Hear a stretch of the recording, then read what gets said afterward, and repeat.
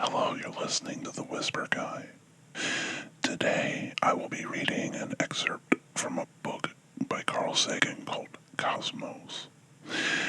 Cosmos was a television show that I grew up watching in the 1980s that I thought was absolutely wonderful.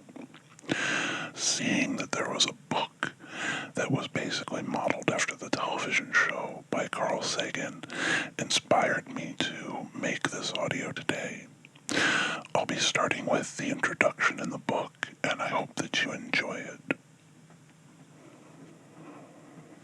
The time will come when diligent research over long periods will bring to light things which now lie hidden. A single lifetime, even though entirely devoted to the sky, would not be enough for the investigation of so vast a subject, and so this knowledge will be unfolded only through long successive ages. There will come a time when our descendants will be amazed that we did not know things that are so plain to them. Many discoveries are reserved for ages still to come, when memory of us will have been effaced. Our universe is a sorry little affair unless it has in it something for every age to investigate. Nature does not reveal her mysteries once and for all. That was an excerpt from Seneca, Natural Questions, Book 7, First Century.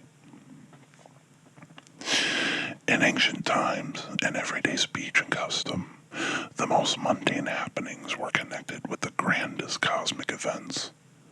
A charming example is an incantation against the worm which the Assyrians of 1000 BC imagined to cause toothaches. It begins with the origin of the universe and ends with a cure for toothache.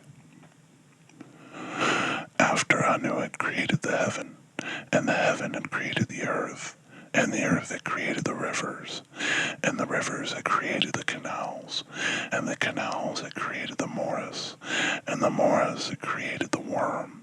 The worm went before, Shamash, weeping, his tears flowing before Ea. What wilt thou give me for my food? What wilt thou give me for my drink? I will give thee the dry fig and the apricot. What are these to me, the dry fig and the apricot? Lift me up, and among the teeth and the gums let me dwell, because thou hast said this, O worm. May he smite thee with the might of his hand. That's an incantation against toothaches. Its treatment, second-grade beer, and oil thou shalt mix together.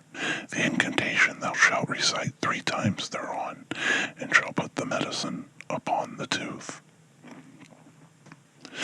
Our ancestors were eager to understand the world, but had not quite stumbled upon the method. They imagined a small, quaint, tidy universe in which the dominant forces were gods like Anu, Ea, and Shamash. In that universe, humans played an important, if not central, role. We were intimately bound up with the rest of nature. The treatment of toothache with second-rate beer was tied to the deepest cosmological mysteries. Today we have discovered a powerful and elegant way to understand the universe, a method called science. It has revealed to us a universe so ancient and so vast that human affairs seem at first sight to be of little consequence. We have grown distant from the cosmos. It has seemed remote and irrelevant to everyday concerns.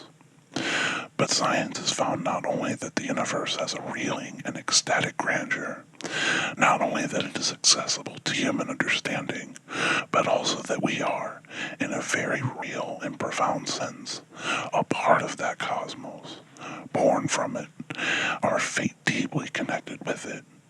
The most basic human events and the most trivial trace back to the universe and its origins.